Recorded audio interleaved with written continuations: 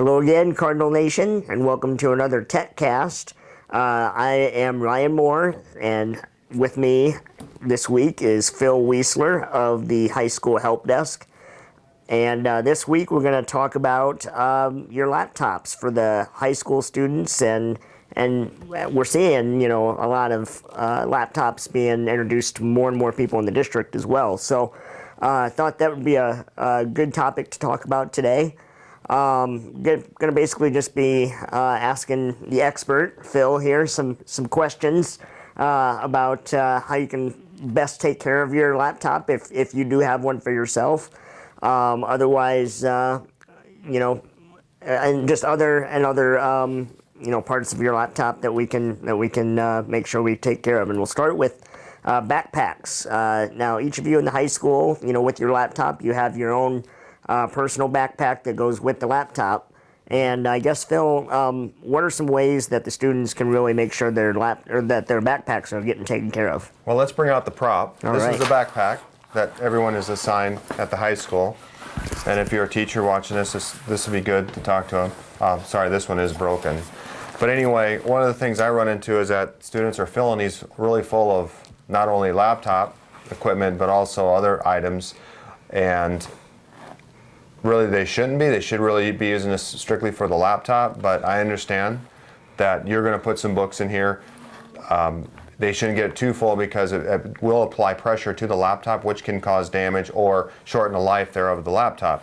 One of the things that I've run into from time to time is, there are two bays inside the laptop. The one bay, which has this nice handy-dandy strap on it. I don't know if you can see this on the camera, but that's where the laptop should go. The other thing that they should be aware of is that there's not any food items down the bottom.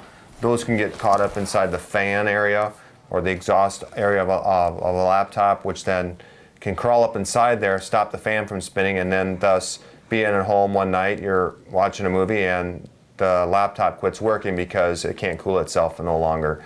So those are some things that you want to be aware of with the backpacks. So basically, the biggest thing is don't be putting food inside these. I know there's other bays and stuff for that, and it's away from there, but just keep food and liquids away from your backpack. If you got to carry more stuff than this bag can handle, please just get another bag. Buy another backpack for yourself and use that. And yeah, I know, you got to carry two. That's kind of the way life is nowadays. Yep. With technology and stuff like that.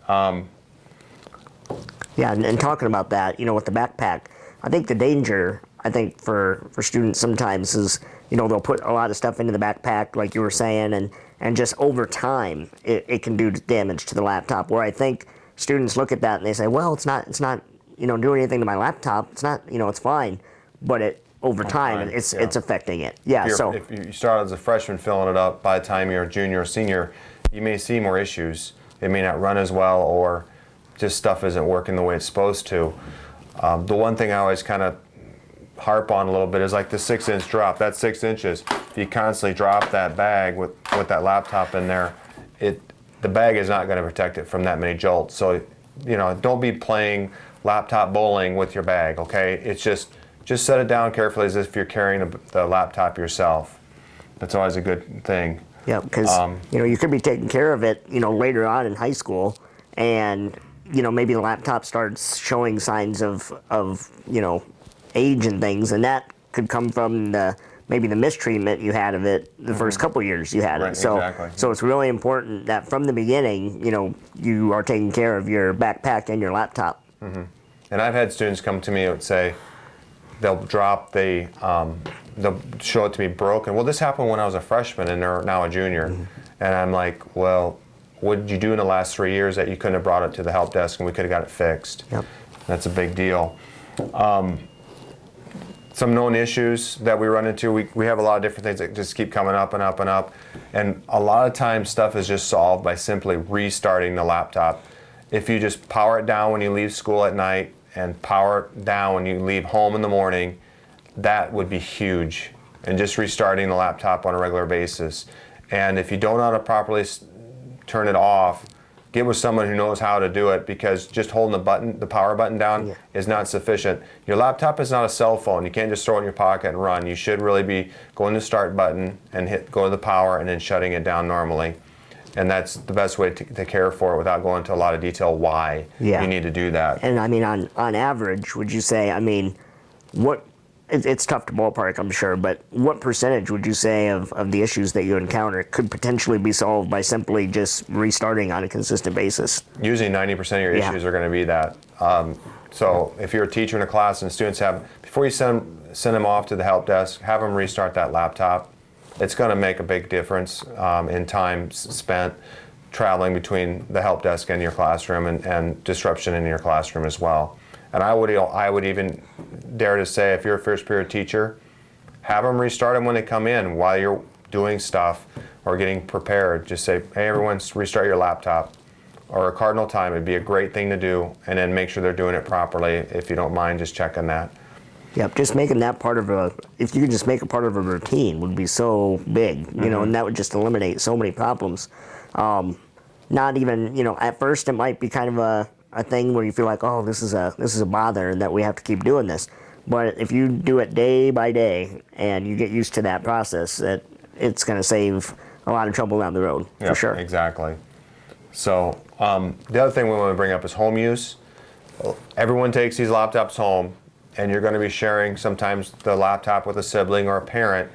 My recommendation to everyone is find a spot in the house, in the home, where that laptop can sit on a table that's flat like this. It's a hard surface, so that way the heat can dispense evenly and everything else out of all that.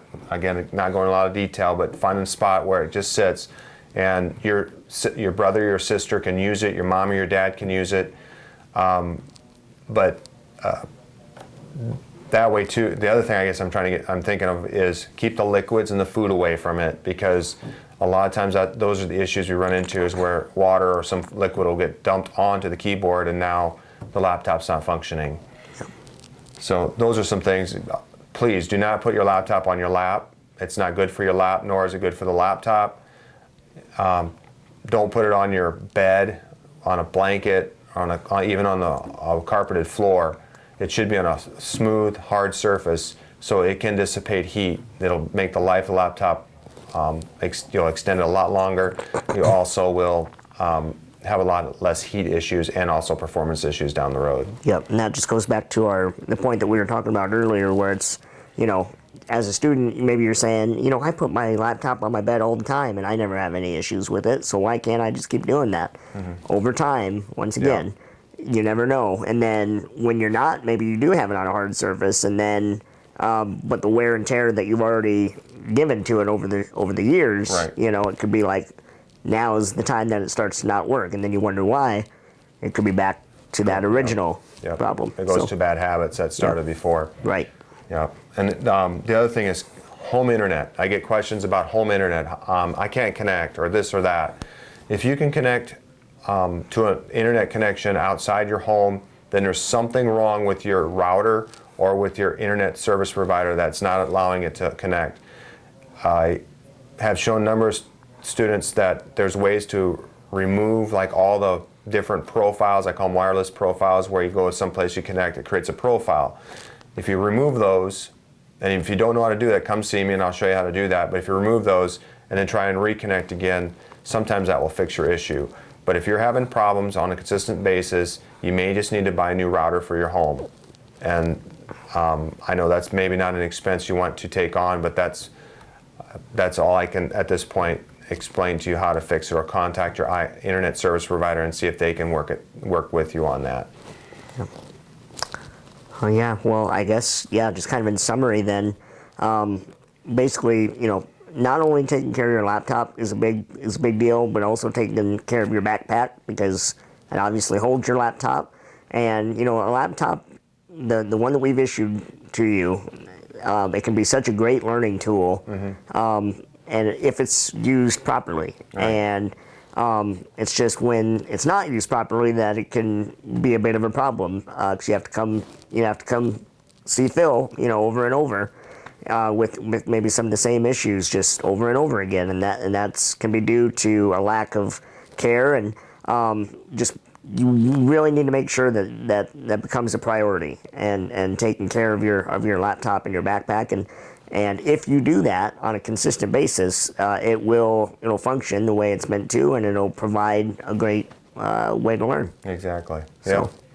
So if you have any problems with your laptop, if you've accidentally broken something, please bring it down right away. Let's get it fixed as quickly as possible, because it on the long term for the school and for you, it's in the best interest that you get that repaired right away. Yep.